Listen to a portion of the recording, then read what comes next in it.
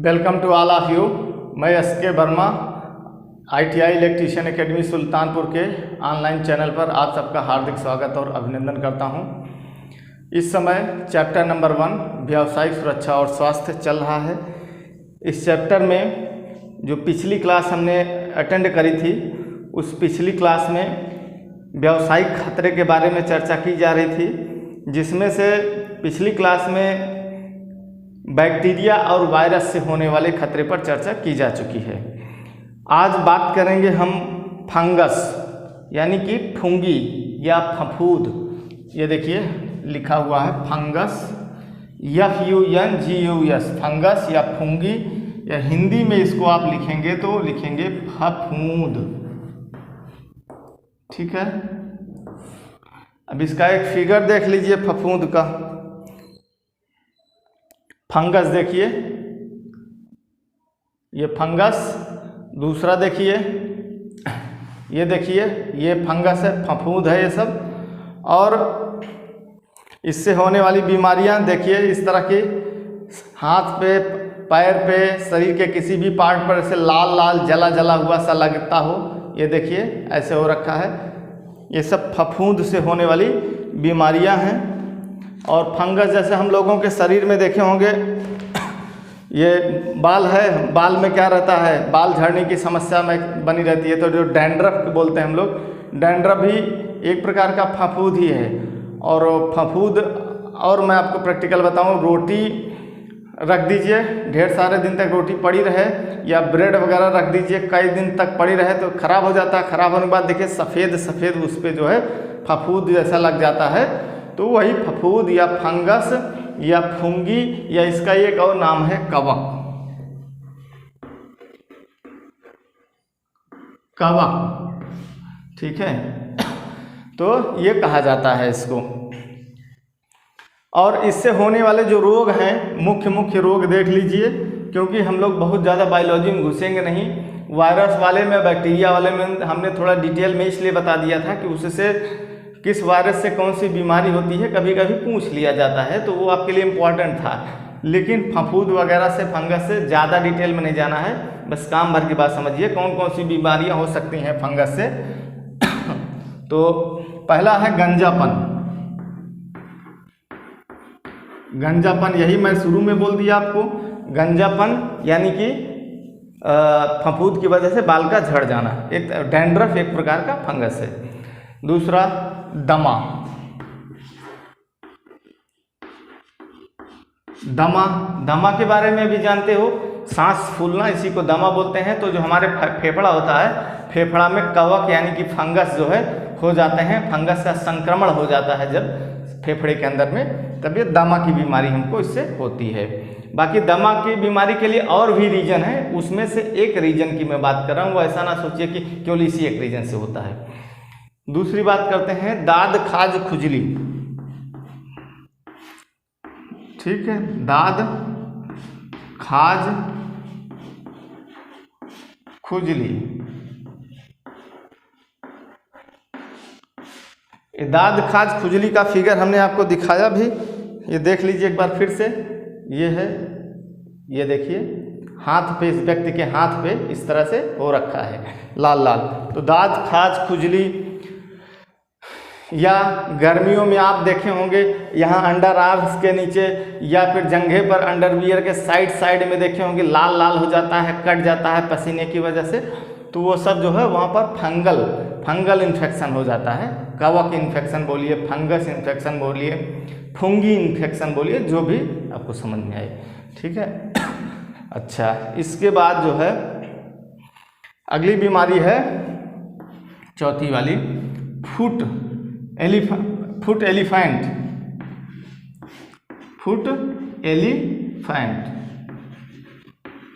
इसका मतलब क्या हुआ? फुट एलिफेंट का मतलब हाथी पांव। देखे होंगे कुछ लोगों का पैर जो है हाथी के पैर के बराबर मोटा मोटा पैर हो जाता है, एक पैर, किसी का दोनों हो जाता है, जनरली एक पैर का होता है। तो हाथी पांव फंगल इन्फेक्शन की एक बीमारी है। ठीक है, तो ये तो हो गया फंगस यानी कि कवक के कारण होने वाली बीमारियां। अगला आता है plant paste. Plant paste.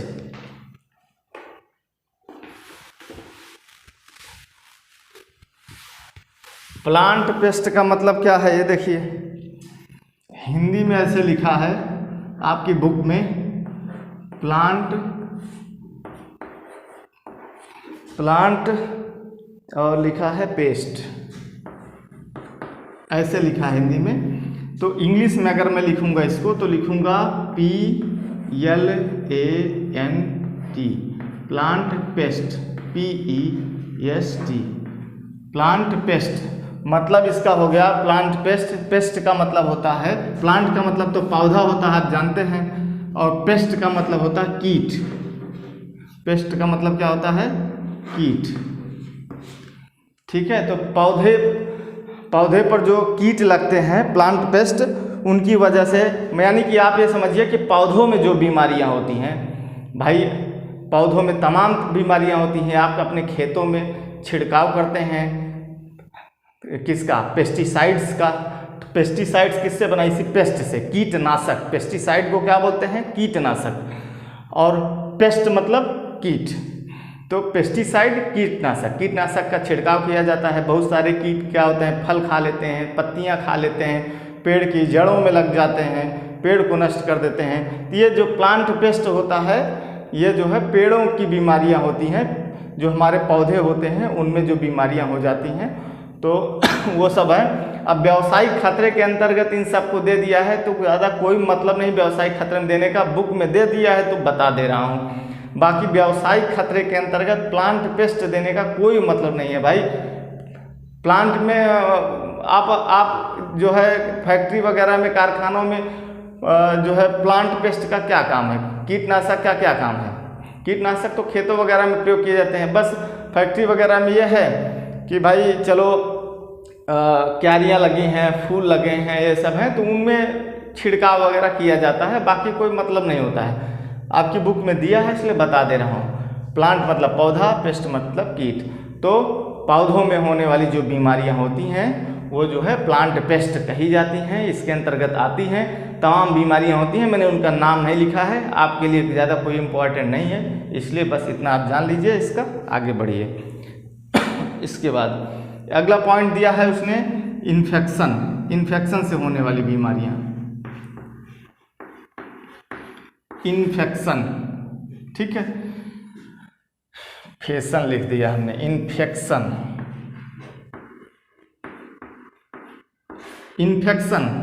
Infection कैसे होता है, इन्फेक्शन से होने वाली तमाम बीमारियां मैंने आपको पहले ही डिस्क्राइब कर रखी हैं। इन्फेक्शन मतलब संक्रमण।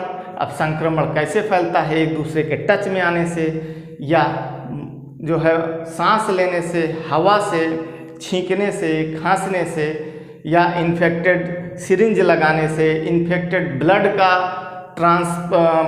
ट्रांसफ्यूजन करने से। ट्रांसफ्यूजन मतलब एक से दूसरे में ब्लड चढ़ाने को ट्रांसफ्यूजन बोलते हैं। तो ये सब करने से इन्फेक्शन वाली बीमारियां होती हैं। प्लांट वगैरह में पंच वगैरह करने से, फिंगर पंच गए, एक आदमी अंगूठा लगाया, दूसरा का फिर आया, फिर वो अंगूठा लगाया, तो हर व्यक्ति एक ही मशीन को बार बार छू रहा है, तो इन्फेक्शन हो सकता है। एक को हुआ है दूसरे को हो जाएगा। तो ये सब चीज़ें हमने पीछे चर्चा कर ली हैं, फिर वही चीज़ दे रहा है तो क्या करूँ। बुक बनाने वाले ने जैसे बनाया, डिस्क्राइब कर दिया थोड़ा सा। चलिए आगे बढ़ते हैं। तो जैविक खतरे हो गया समाप्त यहाँ पे, ठीक है, जैविक खतरे समाप्त हो गया। जैविक खतरे के बाद क्या आ रहा है, जैविक खतरे के बाद आ रहा है शारीरिक खतरे, फिजिकल हजार्ड। चलिए फिजिकल हजार्ड को देख लेते हैं। आपको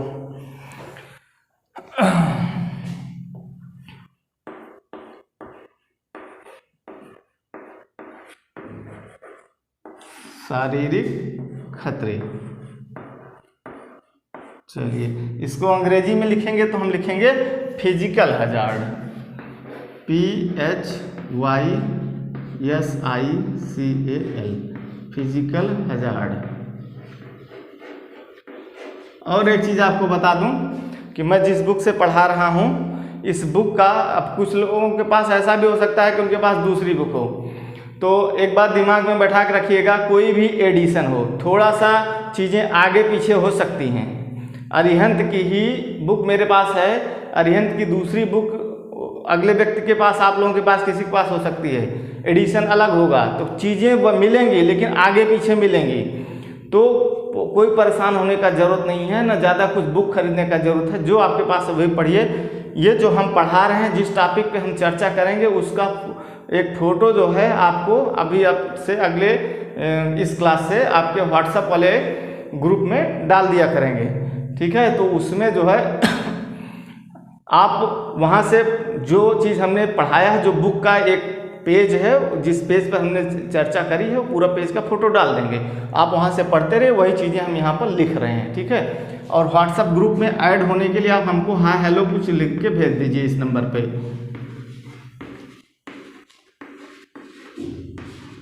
ठीक है। इस नंबर पर भेज दीजिए, तो मैं आपको व्हाट्सएप ग्रुप में ऐड कर लूँगा। और जो 2022-24 का बैच चल रहा है नए छात्रों का, 2022-24, वो लोग ही ग्रुप में ऐड हों तो ज़्यादा बेहतर रहेगा, क्योंकि नए बच्चे हैं। अगर कोई और पढ़ना चाहता है तो आ सकता है, कोई दिक्कत की बात नहीं है, ठीक है। इसके बाद देखिए, तो हम लोग अब बात करते हैं शारीरिक खतरे। तो शारीरिक खतरे में पहला पॉइंट जो दिया गया है वो है बढ़ती आयु। बढ़ती आयु,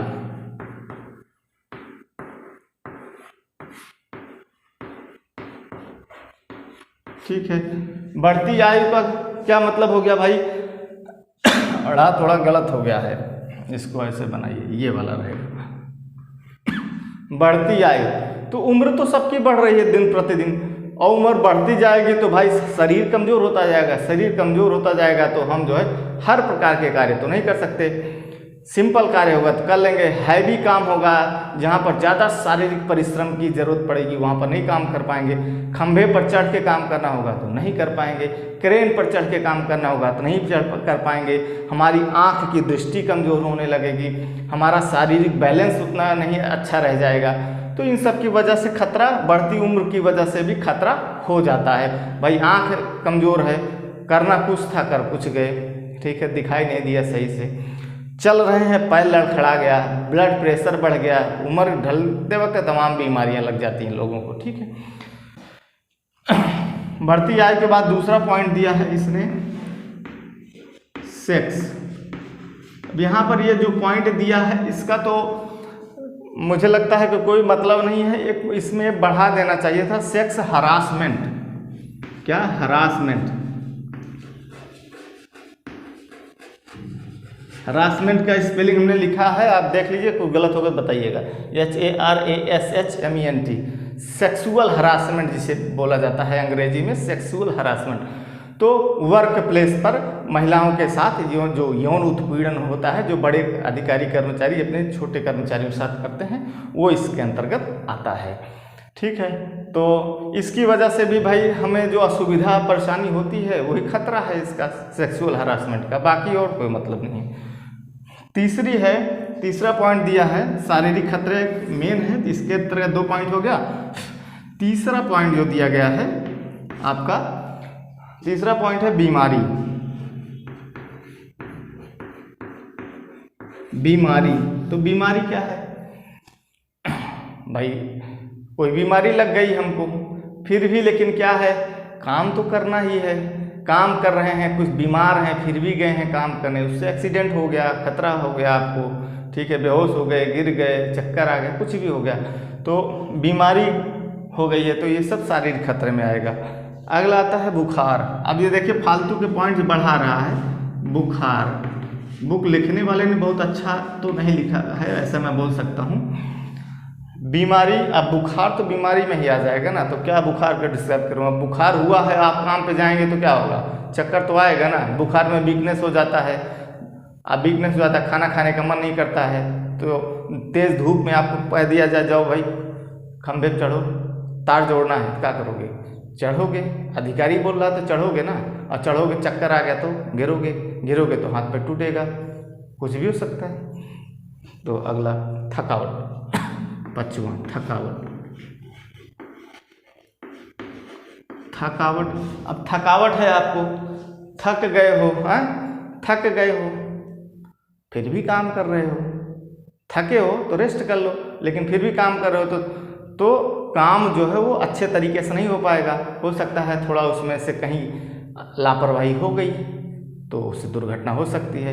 अभी एक दुर्घटना देखिए हमारे साथ हो रखी है, क्या करें, काम कर रहे थे, हम भी मेंटेनेंस कर रहे थे, मेंटेनेंस डिपार्टमेंट में हम हैं और मशीन का मेंटेनेंस कर रहे थे, हो गई दुर्घटना, उंगली थोड़ी सी कट गई। तो बस वही चीज़ है, सावधानी हटी दुर्घटना घटी। तो सावधानी से काम करना है आपको। और मैं जब ये चैप्टर आप लोगों को पढ़ा रहा हूँ तो यही हुआ, सेफ्टी ही पढ़ा रहा हूँ और पिछले 10 साल से मैं काम कर रहा हूँ, नहीं हुआ, ये हो गया, इस बार क्या करूँगा। तो चलिए, तो शारीरिक खतरे आपका खत्म हो गया। इसके बाद आता है मनोवैज्ञानिक खतरे। मनोवैज्ञानिक खतरे देखिए क्या है। अभी थोड़ा आसान आप लोगों को स्पीड में ले चलूँगा क्योंकि नहीं तो कोर्स ख़त्म ही नहीं होगा। तो बहुत ज़्यादा चीज़ें मैं लिख करके नहीं बताऊँगा, जो ज़रूरत होगी वो आपको जो है व्हाट्सएप में फ़ोटो दे दूँगा और बाकी काम की चीज़ें बताता चलूँगा। थोड़ा फास्ट करना है, नहीं तो कोर्स कंप्लीट नहीं होगा। दूसरा आता है मनोवैज्ञानिक खतरे।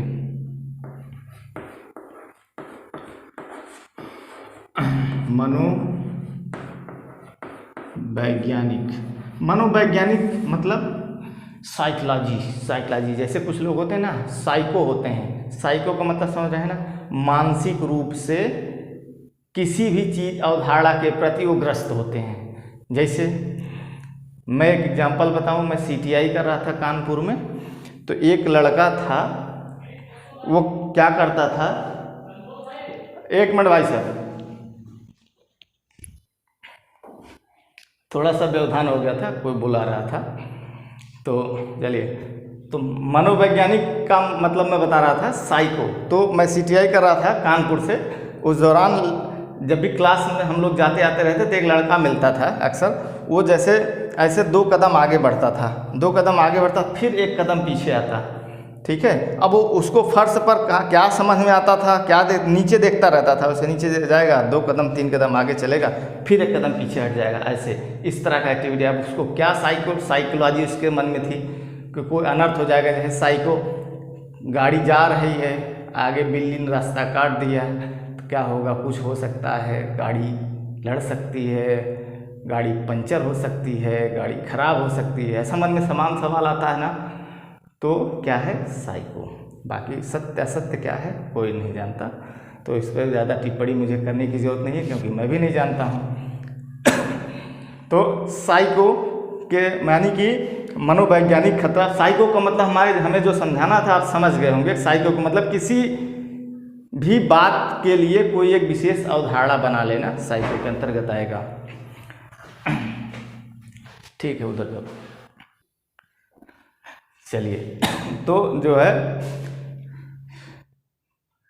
मनोवैज्ञानिक खतरे के अंतर्गत क्या आता है, पहला पॉइंट आपका गलत प्रवृत्ति।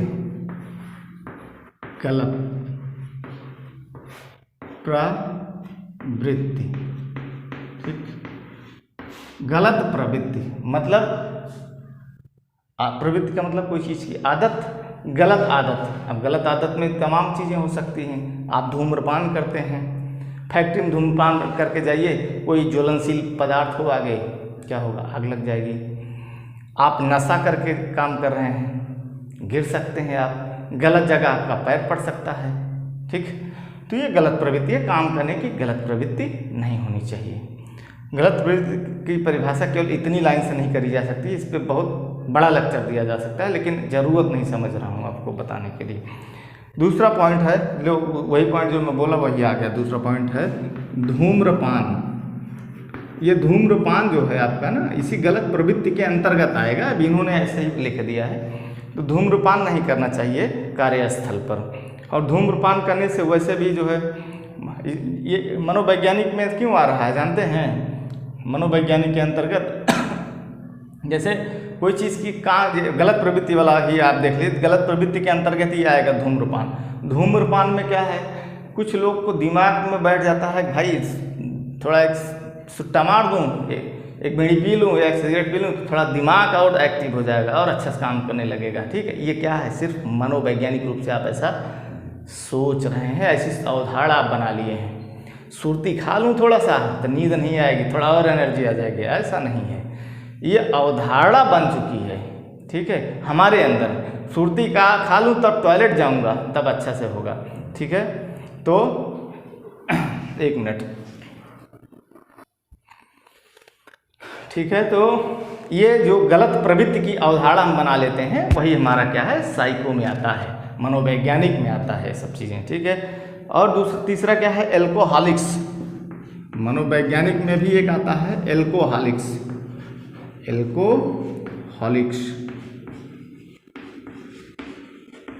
एल्कोहलिक्स का मतलब क्या हो गया, शराब। एल्कोहल मतलब शराब, शराब का सेवन करना। तो शराब का सेवन करने से बहुत सारे लोगों के मतलब दिमाग में रहता है कि थोड़ा सा पी लें, मतलब जैसे काम ज़्यादा है कहीं पर, तो लोग अक्सर करते भी हैं। प्रैक्टिकल में बता रहा हूँ, बुरा ना मानिएगा कोई लोग, कि चलो लेबर है इसको थोड़ा सा पिला देते हैं, बढ़िया काम करेगा, दिन भर दवा काम करेगा। ठीक है, तो ये सब गलत अवधारणा है। लेबर भी चाहता है हाँ साहब हमको पिला दें 1 क्वार्टर, बस मार दें, आज पूरा काम कर देंगे हम, बस एक अवधारणा, उसके अंदर अलग एनर्जी आ जाएगी। ऐसा कुछ है नहीं, लेकिन बस एक मानसिक रूप से अवधारणा बन गई है। अच्छा, तीसरा है अप्रशिक्षित, अनस्किल्ड। चौथा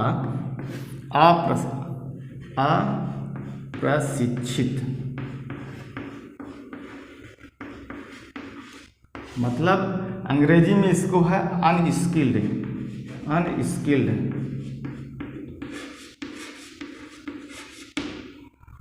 अब अप्रशिक्षित व्यक्ति है, लेकिन आप कह रहे हैं नहीं ये कर लेगा, तो ट्रेंड नहीं है, किसी प्रकार की डिग्री नहीं है उसके पास, पढ़ा लिखा नहीं है, बस देखते देखते वो काम जानता है बस, तो कर लेगा।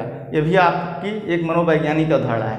कर तो लेगा, उसको पता है कि लाल वाला तार यहीं जोड़ना है, वो जानता है यहीं जोड़ना है, लेकिन मैं कह दूँ कि लाल वाला तार वहाँ जोड़ दो तो क्या होगा, यह बात वो नहीं बता पाएगा कि इस लाल वाले तार को मैं वहाँ जोड़ दूँ तो क्या हो जाएगा।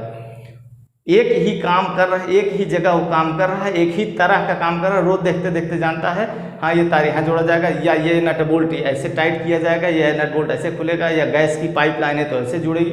वो एक ही चीज़ को जान रहा है, लेकिन मैं उसमें थोड़ा चेंजेस कह दूँ, ऐसे नहीं बेटा इसको ऐसे कर दो तुम, अब क्या होगा, वो नहीं कर पाएगा, या कर पाएगा तो फिर उसमें एक्सीडेंट कर देगा, कुछ ना कुछ गलतियाँ कर देगा, क्योंकि उसको पता नहीं है ना ये चीज़ करने से क्या इसका रिजल्ट आएगा। तो ये सब अप्रशिक्षित यानी स्किल्ड भी इसी में आता है। इसके बाद अगला पॉइंट आता है खराब तौर तरीके। 1 मिनट। खराब तौर तरीका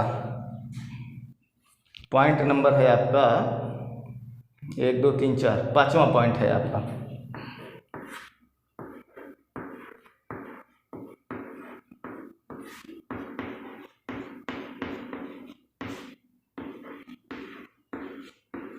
खराब तौर तरीका, ठीक है। खराब तौर तरीका का मतलब क्या हुआ कि बात व्यवहार आपका सही नहीं है, हर व्यक्ति से आप लड़ाई कर रहे हैं, ठीक। काम कोई करना होता है तो सबको मिला के करना पड़ता है। जैसे एक उदाहरण दूं आपको, 600 स्क्वायर mm की एक केबल खींचना है। कितनी? 600 स्क्वायर mm। 600 स्क्वायर mm कितनी मोटी होगी? लगभग इतनी मोटी होगी। यानी कि 33 kV की जो लाइन चलती है, ओवरहेड की बात नहीं कर रहा, जो अंडरग्राउंड में ज़मीन के नीचे खींची जाती है 33 kV, वो जो है 600 स्क्वायर mm की केबल पे ले जाई जाती है। लगभग मतलब 600 से नीचे नहीं रहता, 600 स्क्वायर mm या इससे ऊपर की केबल का प्रयोग किया जाता है। अब आप अकेले हैं तो कर नहीं सकते क्योंकि केबल बहुत भारी होती है, तो इसमें कई लोगों का ज़रूरत पड़ेगा। 8-10 लोगों की ज़रूरत पड़ेगी, सब लोग पकड़ के खींचेंगे, तो उसी में सब बल लगाएंगे और जय जवान जय किसान या हाई सा कुछ ना कुछ बोलते रहते हैं सब ऐसे, ठीक है। तो सबको मिला के काम करना है, मिला के टीम भावना से काम करना है, मिला करके। ऐसा नहीं तुम उसको गाली दे दिए तो उसको कुछ बक दिए तो वो उधर मुँह फुलाए है तो पकड़ा है कहो, खींच ही नहीं रहा, दम ही नहीं लगा रहा। तो खराब तौर तरीका नहीं होना चाहिए। मनोवैज्ञानिक खतरे में ये सब आएगा, काम नहीं होगा आपका। खतरा क्या होगा? या कहो तो खतरा भी हो सकता है, कहो कोई चीज़ तुम्हारे साथ पकड़ा हो, पकड़ के उठा के यहाँ वहाँ ले जाना हो और धीरे से पकड़ा हो, ज़्यादा बल लगा ले जाकर थोड़ी दूर छोड़ दे इसे, भाग से गिरेगा तुम्हारे पैर पे, तो क्या होगा, सब खराब तौर तरीका है काम करने का। ठीक है, ये सब इसमें खराब तौर तरीके में है। अगला देखिए, अनुपस्थिति। अनुपस्थित लिखा है इन्होंने, 5वां 6वां पॉइंट, अनुपस्थिति। अनुपस्थिति,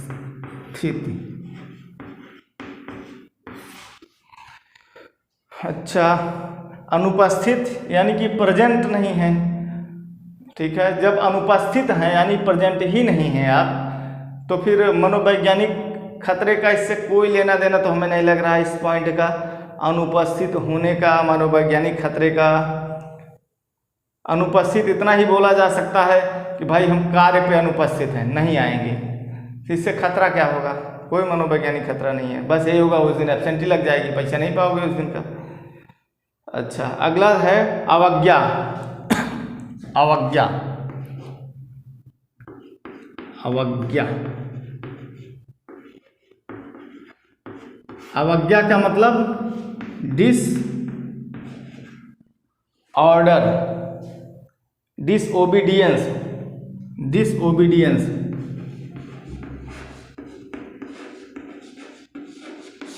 ओबीडियंस, OBEDIENC, ठीक है, अवज्ञा, डिसओबीडियंस। इसमें क्या होगा कि आपको जैसा बोला जा रहा है, ये इस पे इसका डिस्क्रिप्शन दिया जा सकता है। ये अनुपस्थित वाला थोड़ा कम समझ में आया, क्या डिस्क्रिप्शन दें उस पर, इस पे दिया जा सकता है अवज्ञा।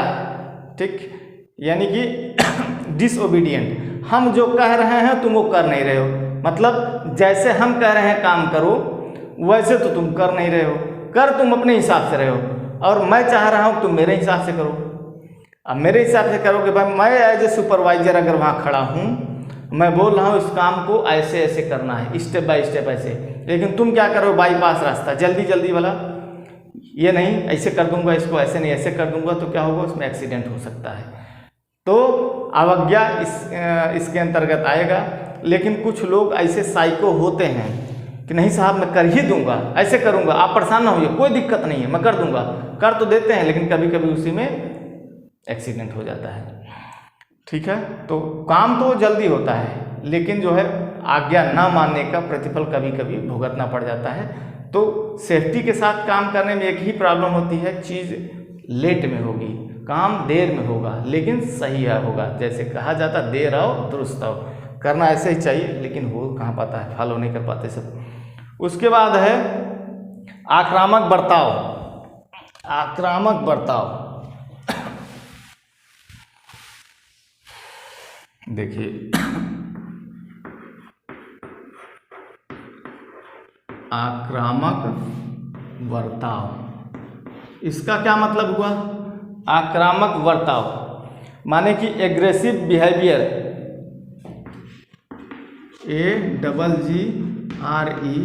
AGGRESIVE, aggressive behaviour, BEHAVIOUR, aggressive behaviour. मतलब इसका क्या मतलब हुआ,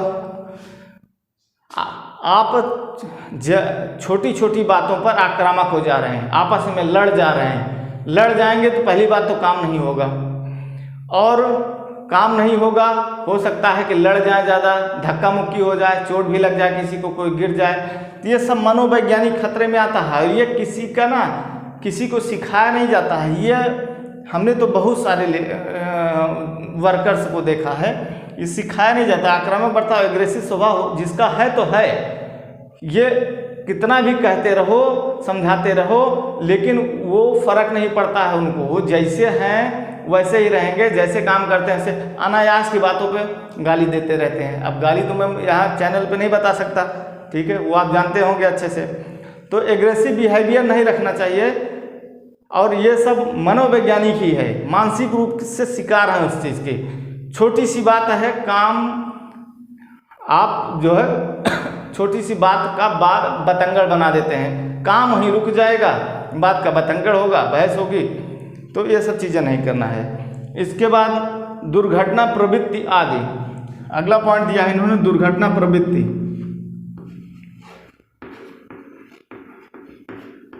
दुर्घटना प्रवृत्ति, दुर्घटना प्रवृत्ति का क्या मतलब हुआ, प्रवृत्ति मतलब आदत, तो दुर्घटना करने की आदत है, आदत ही है दुर्घटना करने की। कोई चीज़ को संभाल के नहीं करना है। हमने कह दिया फोर्क लिफ्टर लेके जाओ, तुम वो सामान लेके आओ वहाँ से, फोर्क लिफ्टर लेके जाएंगे, एक्शन मारते हुए जाएंगे, स्टाइल में जाएंगे, स्पीड में जाएंगे, हचाक से ब्रेक मारेंगे, क्या है सर, दुर्घटनाएं होंगी ना। तो दुर्घटना करने की प्रवृत्तियाँ चल रहे हैं, साथ में चल रहे हैं, कुछ नहीं करेंगे ना, आपको ऐसे धकिया आते ही चलेंगे, ये क्या है, गलत बात है ना। अगला क्या सोच रहा है क्या नहीं सोच रहा है, उसका कहाँ से अनबैलेंस हो जाए, गिर जाए तो ये सब दुर्घटना करने की प्रवृत्ति होती है कुछ लोगों की। उंगली करते रहना, कुछ न कुछ डिस्टर्ब करते रहना, लोग बैठे हैं उनको फालतू डिस्टर्ब कर, तो ये सब मनोवैज्ञानिक में आता है। हर व्यक्ति का अपना अलग होता है, कितना भी समझाओ वो सुधर नहीं सकता है, मुझे जहाँ तक लगता है। समझाते रहो, सुधार नहीं आएगा उसमें। अच्छा, इसके बाद आता है भावनात्मक उत्पीड़न। भावनात्मक उत्पीड़न, भावनात्मक मतलब होता है इमोशनल, इमोशनल अत्याचार जिसको बोलते हैं, भावनात्मक,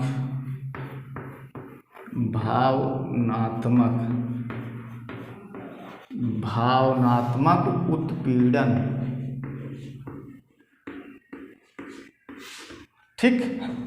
तो अंग्रेजी में क्या लिखा है इन्होंने, कुछ नहीं लिखा है, तो अंग्रेजी में बता दे रहा हूँ, इमोशनल अत्याचार, ठीक है। तो इमोशनल मतलब भाव, अब किसी से कोई काम लेना है तो उसको इतना, मतलब वो व्यक्ति वो काम नहीं कर सकता है, या वो व्यक्ति उस काम के लिए एलिजिबल नहीं सकता है, लेकिन उसको इतना इमोशनल कर दो और मानसिक रूप से उसको इतना घुमा फिरा के उसका माइंड वॉश कर दो, उसको लगने लगे कि हाँ मैं भी जो है समुद्र पार करके लंका जा सकता हूँ, ठीक है, ये होता है। तो इसमें वो व्यक्ति उस कार्य को करने के लिए एक्सपर्ट ही नहीं है, लेकिन उसको झाड़ के पेड़ पर चढ़ा देने वाली बात, झाड़ पेड़ चढ़ा दो, क्या होगा, वो तो जो है काम कर जाएगा, सक्सेस हो गया तो वाह वाह, नहीं सक्सेस हुआ, गलती हो गई तो फिर तो दिक्कत है। तो यहाँ सब पे एक्सीडेंट हो सकता है। तो इसी में आएगा आपका क्या लिखा था हमने, भावनात्मक उत्पीड़न। भावनात्मक उत्पीड़न के बजाय इसने जो पॉइंट लिखा हम थोड़ा सा ये लाइन गलत लिख दी है, उत्पीड़न नहीं है, भावनात्मक उत्तेजना है, ठीक है। तो उत्तेजना को आप ऐसे डिस्क्राइब कर सकते हैं, कैसे, भावनात्मक उत्तेजना कि काम को लेकर के बहुत ज़्यादा एक्साइटमेंट भर दिया गया आपके अंदर, आप कर ही सकते हो। जैसे सैनिक होते हैं, बॉर्डर पर होते हैं, तो गाना बजा दिया जाता है, वो कौन सा वाला है, बॉर्डर फिल्म में है ना, याद नहीं आ रहा, मतलब कुल मिलाकर ऐसा इंस्पायर्ड कर दिया जाए आपको कि फिर आप इमोशनली जो है क्या हो, एक्साइटेड हो जाए कि कोई काम है नहीं, कर ही मारूंगा, नहीं कर सकता था लेकिन फिर भी कर जाऊंगा, तो वही इसके अंतर्गत आएगा, ठीक है। भावनात्मक उत्पीड़न या भावनात्मक उत्तेजना, हमने उत्पीड़न लग दिया था तो बात लगभग वही है, कोई दिक्कत नहीं। अगला पॉइंट है हिंसा। हिंसा, हिंसा का मतलब हुआ कार्यस्थल पर मारपीट कर लेना, लड़ाई झगड़ा कर लेना, तो ये सब चीज़ें उसी में है, साइको में है। कोई व्यक्ति झगड़ालू प्रवृत्ति का है भाई, वो झगड़े करेगा, मारपीट ही करेगा, तो ऐसे लोगों को कार्यस्थल पर रखना भी नहीं चाहिए। एक बार दो बार देख लो, अगर लगे कि यह व्यक्ति झगड़ालू प्रवृत्ति का है, झगड़ालू प्रवृत्ति वाले लोग काम नहीं करते हैं, केवल झगड़ा ढूंढते रहते हैं। काम हो रहा है तो वहाँ पहुँच जाएंगे तो उसको क्या करेंगे, डिस्टर्ब कर देंगे, काम होने नहीं देंगे। तो ऐसे लोगों को वर्क प्लेस से हटा देना चाहिए, आज जा सकते हैं। उसके बाद है डराना, डराना धमकाना, डराना धमकाना, ये भी उसी में आता है, डराना धमकाना, किसी को डरा धमका के काम कराओ, ठीक है। तो डरा धमका के काम कर ले, भाई तुमको नौकरी से निकाल दूंगा, तुम ये काम करो, निकाल दूंगा कल, डरा धमका काम करा रहे हो, एक्सीडेंट हो सकता है। तो डराना धमकाना क्या, मनोवैज्ञानिक खतरे में आएगा। ये सब आदत होती है किसकी, जो आपसे काम करवा रहा है, वो हर अधिकारी की अपनी अपनी एक सोच होती है, एक विचारधारा होती है, उसका अपना जो माइंड है उसमें क्या सेट है, उस हिसाब से वो आपसे काम कराएगा, उसी हिसाब से आपसे व्यवहार करेगा, बात करेगा, आपसे प्यार से भी काम ले सकता है, आपको डरा धमका के भी काम ले सकता है। तो ये चीज़ है डराना धमकाना में। कोई काम आप कह रहे हैं नहीं कर पाऊंगा सर, लेकिन वो कह रहे हैं तुम करो, नहीं करोगे तो कल एब्सेंटी मार दूंगा तुम्हारी, करोगे मजबूरी में। अच्छा, इसके बाद है यौन उत्पीड़न। यौन उत्पीड़न तो हम बता दिए आपको, पहले ही बता दिए। यौन उत्पीड़न वर्क प्लेस पर महिलाओं के साथ होने वाला जो उत्पीड़न है, वो यौन उत्पीड़न में आएगा। उसके लिए जो है कमेटी वगैरह भी रहती है लगभग फैक्ट्रियों में कि महिलाओं को यौन सुरक्षा प्रदान करा जाए, तो उसके लिए एक कमेटी होती है, ग्रुप होता है। कोई दिक्कत परेशानी अगर होती है तो आप वहाँ जा कर के शिकायत करिए, जो है एक पैनल होता है पूरा उसका। अच्छा चलिए, ये हो गया। इसके बाद आएगा आपका मैकेनिकल खतरे, फिर छठा पॉइंट है मैकेनिकल खतरे, फिर सातवां पॉइंट में आएगा इलेक्ट्रिकल खतरे, आठवां पॉइंट में आएगा श्रम दक्षता संबंधी खतरे। तो इस क्लास को यहीं ओवर करते हैं। अगली क्लास में हम जो है थोड़ा सा बच रहा है इसको ख़त्म करके फिर आगे बढ़ते हैं, ठीक है। तो मैकेनिकल खतरे में जानते हैं क्या आएगा, अनगार्डिंग मशीनरी है, फेंसिंग ना होना, सुरक्षा उपकरण ना होना, नियंत्रण उपकरण ना होना, बस 4 पॉइंट है मैकेनिकल में। और इलेक्ट्रिकल खतरे में 5 पॉइंट है, अर्थ ना होना, शॉर्ट सर्किट होना, लीकेज धारा, खुला तार, फ्यूज ना होना, ये हो गया इलेक्ट्रिकल खतरे। और उसके बाद श्रम दक्षता संबंधी खतरे हैं। तो श्रम दक्षता एर्गोनॉमिक हजार्ड इसमें आएगा 1 2 3 4 5 पॉइंट इसमें है। मैनुअल हैंडलिंग तकनीक खराब होना, मशीन का लेआउट गलत होना, डिजाइन गलत होना, हाउस कीपिंग खराब होना, गलत टूल्स आदि। इतना बताने के बाद जो है ये खतरे जो है व्यावसायिक खतरे समाप्त हो जाएगा। तो अगली क्लास में इसको लेते हैं। इस क्लास को वहीं पर क्लोज करते हैं क्योंकि बहुत लंबी क्लास हो जाएगी तो आपको देखने में भी आप बोरिंग लगेगा आपको। तो थोड़ा छोटा क्लास देते रहेंगे तो बेहतर रहेगा। 35-36 मिनट की क्लास हो गई है। और वीडियो अच्छा लगा हो तो आप अपने दोस्तों के पास भी चैनल के लिंक को पहुंचाइए। जो नए साल के बच्चे हैं, पुराने बच्चे पढ़ना चाहें वो भी आ सकते हैं, स्वागत है। तो बस ठीक है, क्लास ओवर करते हैं। Thanks for watching my video, best of luck.